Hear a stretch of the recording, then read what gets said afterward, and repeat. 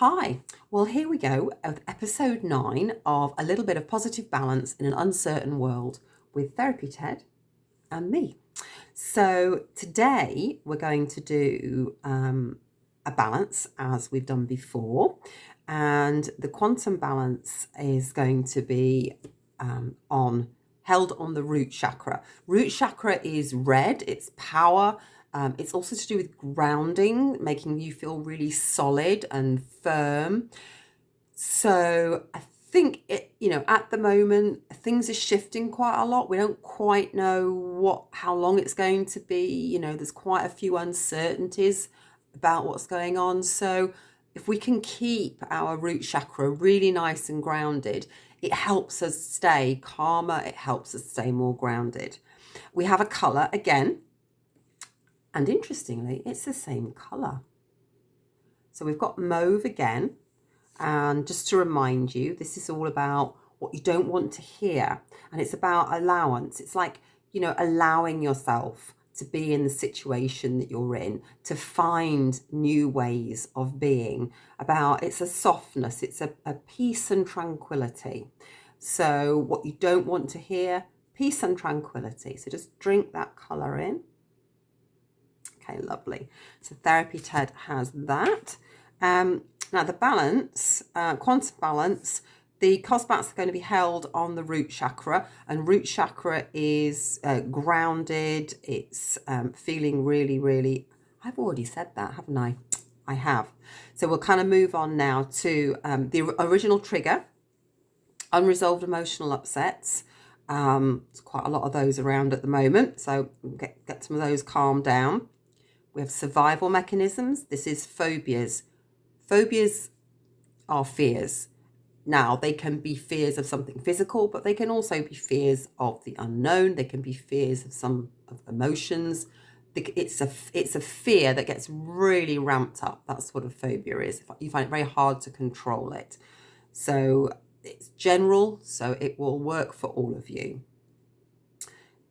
Then we've got immune function 100%. So again, that's trying to boost our immune systems. So we're able to repel any bacteria, any virus that's kind of coming within our sort of circle, if you like.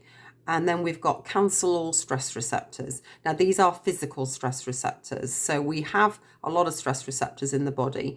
And the more stressed we get, the more stress receptors we get. So it's a good idea to try and calm those down and to keep them to the minimum number. So that will remove some of those. So what we're going to, so that's that. Oh, Therapy Ted has it. So he has the cosbats and he's good to go. There we go. So what are the positives I have for you today? So I thought I'd try and look at some positives that are nothing to do with the coronavirus for today. Well, apart from one that's sort of slightly to do with it. But one of the things I really liked was the fact that last month, did you know there's a global seed vault? No, me neither. This is in Norway, and this is a world organization, and they are collecting seeds so that we continue to have diversity with plants. If something horrendous happened and lots of different seeds got wiped out, they're all there, which is fantastic. Or maybe we find out that having genetically modified food is actually really, really bad news. But at least we have some seeds that are not genetically modified, and maybe we can clear out and we can start again. Anyway, 60,000 seed samples, separate different types of seed samples, were added to the Global Seed Vault in February. So that's really good news. Another thing is that a universal flu vaccine has moved on to the next phase in trials. Generally speaking, our flu vaccine every year is a different flu vaccine, and they've been looking at doing a universal one for a while, and it's just moved into the next stage of trials. So that's really good news, because that would mean we wouldn't then have to go and create a new vaccine every time. There would just be one vaccine which we could use for the flu. And the third thing today is that in Spain somewhere, an exercise instructor went into the middle of an apartment complex where there was a flat roof, and she did an exercise class so that everybody in the apartments around could take part. And I just thought that would have been fantastic. I can't find any footage of it, but that's fantastic. For those of you who live in apartment complexes, if there's a low roof, well, and somebody can get to it, maybe they could do something. So that would be, that. I bet that was quite good fun to join in. I know my yoga teacher is doing various different things, and there's Zoom classes now. In fact, if you fancy a bit of relaxation this evening, then at 7 o'clock, she's doing a restorative class for an hour. If you go online, look at Bodywork Pilates Limited, and I think you have to sign up for the online stuff. And there is going to be a charge of £10 a week for all of her classes.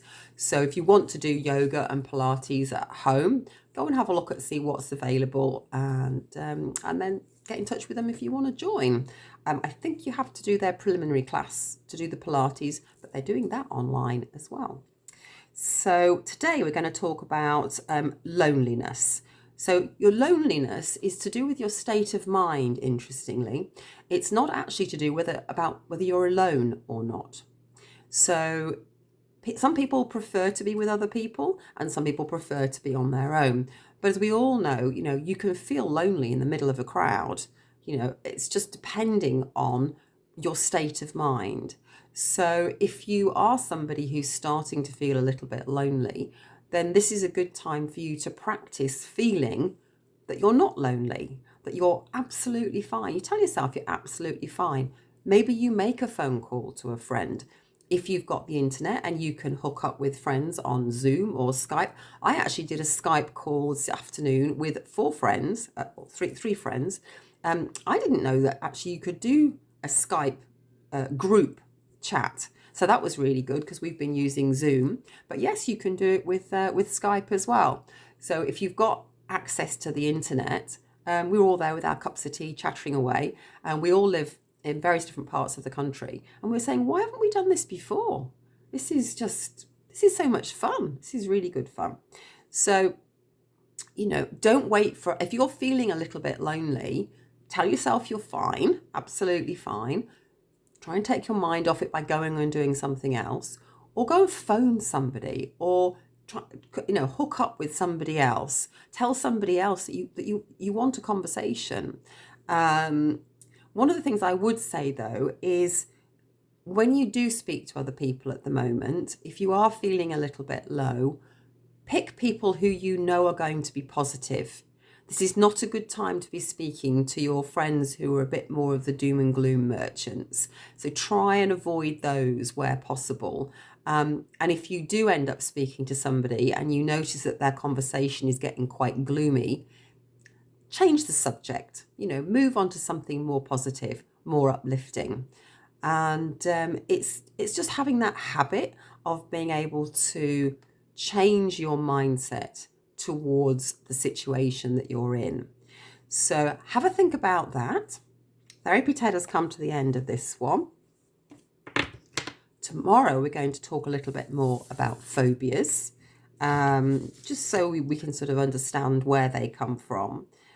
We will revisit loneliness again in the future, because it is going to be something that for some people is going to be more of a challenge, especially if they live on their own. But there are ways of being able to combat this, and changing your state of mind, what you think, is one of them. And we are definitely going to be covering that in more detail over the coming weeks. Okay, so I want you just to drink that colour in again. And that's it from us. So we're back again tomorrow with a little bit of positive balance in an uncertain world. Bye from Ted and me.